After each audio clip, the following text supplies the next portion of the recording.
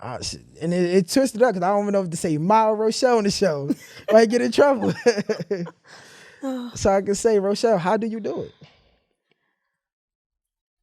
It's no way to really explain how you do it. I mean, when you have children, it's just something in you. I mean, you gotta keep pushing and keep going forward because you have these people that's looking up to you. You know, their whole life depends on what you say, what you do. So now you're not only responsible for yourself, you're responsible for other people. Nice, nice. And I see that. Nice. So big baby. Let's go back to that night, April 21st. As a mother, how was it getting that phone call? I knew I was gonna have to relive it. I remember that night, you had dropped me off at home, and the last thing I remember is you just leaving, and maybe 2 or 3 o'clock in the morning, your girlfriend at the time, my phone rang, and I was just like, "Oh my God, what is going on now?" And she just basically was screaming, "They shot him! They shot him! They shot him in his head!" And it's like a bolt of lightning that goes through your body, and it's just like, what? So in my mind, as she was saying that, my mind had already started planning a funeral.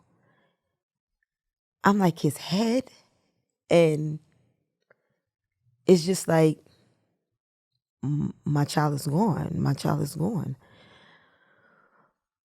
I immediately jumped up and started screaming to my husband, and I'm just like, they said they shot Chris. I don't know where he's at. Just please, please, please find my baby. But I come from a praying father, and I'm a praying person myself. And I immediately started praying to God and said, "You told me if I stand on your words that, anything is possible." And I started praying, and I prayed like I never prayed before. And something just came over me, like a calmness. And I was just like, okay, okay, he's going to be okay. He's going to be okay. I just had to keep convincing myself, like, he's going to be okay. He's going to be okay. And thank God you're here today. Big stepper. You're here today. Blind stepper. Definitely. I can't imagine how that must feel. I mean, being a parent, getting that news, that call. So now we gonna go when you got to the hospital. Like, did they tell you, he would be blind poppy today? No. When I got to the hospital, it was so many people there, and things were so confusing, and everybody was talking to me. Everybody was talking at me, not even talking to me, because I was just like in another world, and everybody was just talking and talking and talking and talking. And then finally, the doctors came out and basically said that he had been shot in his head and he may not make it through the night. And I was just like, God, why?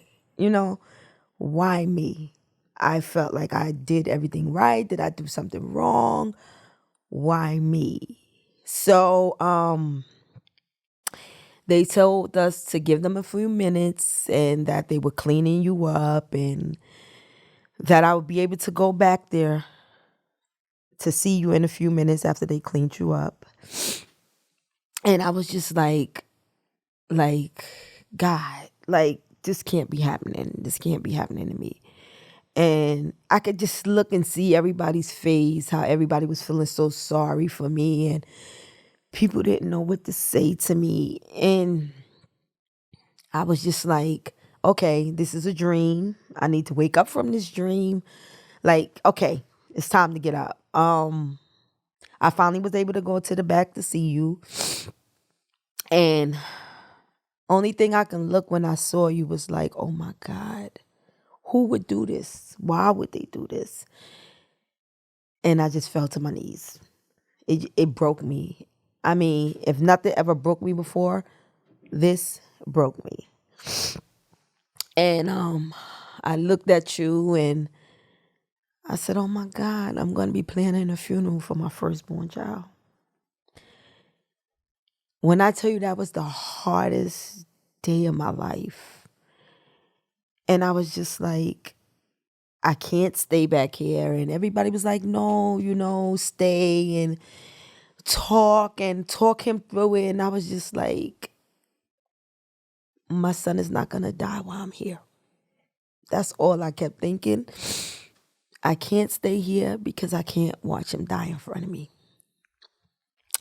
So I remember going over to you and telling you to give it everything you got to fight, that I couldn't lose you at that time. I wasn't ready to lose you at that time. And I just had to put it in God's hands because I had 3 other children home. My 2 girls knew, they were hysterical. And I had my baby son home, but we hadn't told him yet, and it's just like, how am I going to go back and tell him that their brother died? How am I going to live without one of my children? I just remember, like, this can't be real. Like, I don't have bad children. Like, my children are not out here robbing and stealing and doing all these crazy things to people. And it was just like, God, why did you choose me? Like,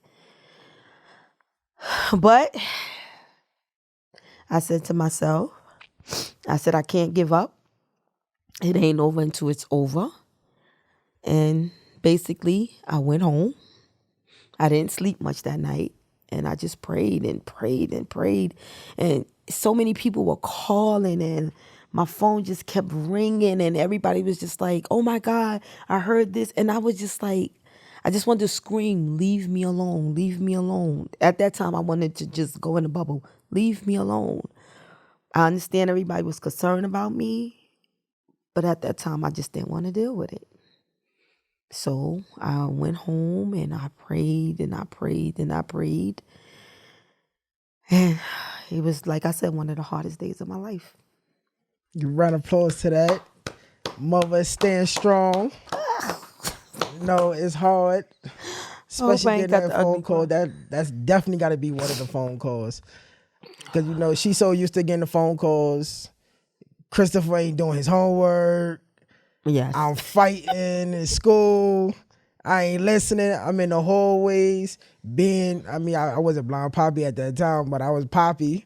Had the braids, nappy braids, but that's good. Coming from a mother. So we going fast forward. 3 days later, I gets off the respirator. And you gets the call. Oh, wow. So I'm in the laundromat and I'm washing my clothes and they call and they say, Rochelle, they take Chris off the respirator. And he's up and he's alert. And I'm just like, oh my God, I'm on my way. And I just start taking my clothes out the machine. Wetting off? Didn't even let them finish. I took my clothes out the machine and I ran home and took my clothes upstairs. And I rushed to the hospital. And I wasn't expecting, I don't really know what I was expecting. I guess I was expecting to see my son, I walked in the room and I said, "Oh, you up and about?" And you said, "Who is that? Mommy?" I was like, okay, maybe because his eyes are still swollen. And I said, "Yeah, it's me. You know my voice." And I just immediately broke down. I was grateful that you are alive. I was just grateful to hear your voice. But I just think when you said, who is that? Mommy? I was just like, okay. God, I thank you for this. I thank you for this.